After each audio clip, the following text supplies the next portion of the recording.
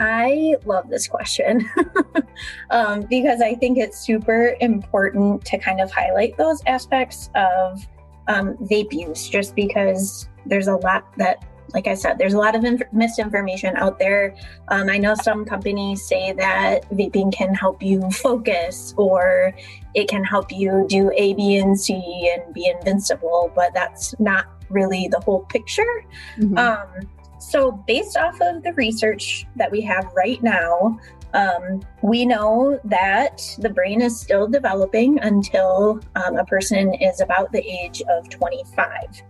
So up until that time, your brain is incredibly malleable, and anything that you quote unquote feed it is kind of going to write how you function the rest of your life, which is kind of a scary thought, but obviously anything can be worked through, through therapy or other methods. But that's kind of the basis of why we focus on youth prevention of really any sort of substance outside of vaping too.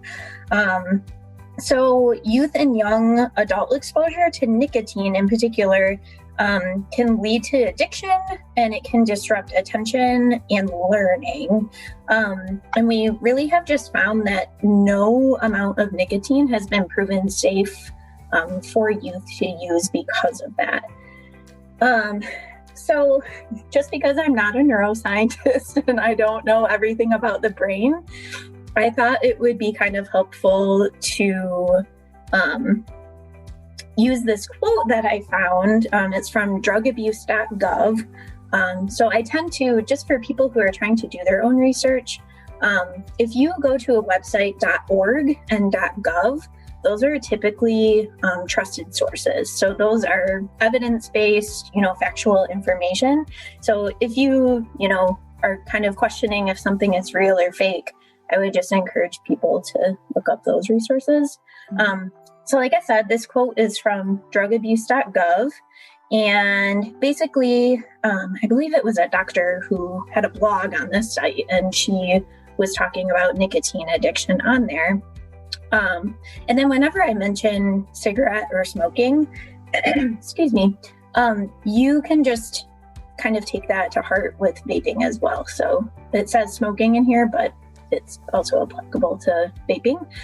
So what she says is, like other drugs, nicotine stimulates the release of dopamine, the neurons that connect the nucleus accumbens with the prefrontal cortex, amygdala, hippocampus, and other brain regions. This dopamine signal teaches the brain to repeat the behavior of taking the drug.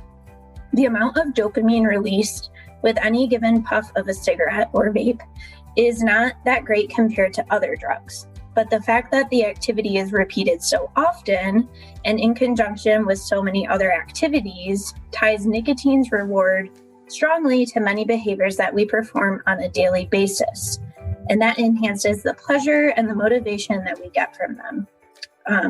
Then she goes on to say, smokers' brains have learned to smoke, and just like unlearning to ride a bike, it is incredibly hard to unlearn that simple, mildly rewarding behavior of lighting up a cigarette. So I just thought that was really well written. It just goes to show, like she says, it's maybe not the most addictive drug out there, but it's definitely one of the more accessible drugs.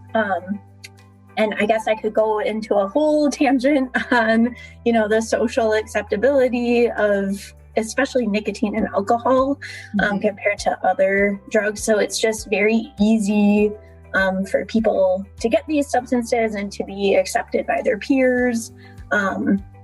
So I think that kind of plays into the dangers of vaping as well. But I guess back to the original question, ENDS, so electronic nicotine delivery systems, can cause and exacerbate mood disorders. They can lower impulse control, and they can cause attention and learning problems. And that's basically just because if your brain has learned to function with a certain substance in your bloodstream you're not really going to be able to function, quote unquote, normally until you have that amount or more of that drug in your system.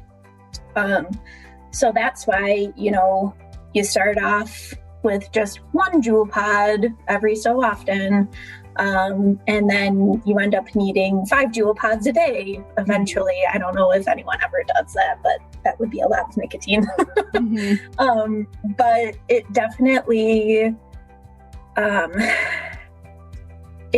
can become a slippery slope, and it can definitely not only lead to those certain attention and learning problems, but especially if someone is prone to like ADHD, ADD, other sort of attention and learning problems, it can definitely exacerbate those.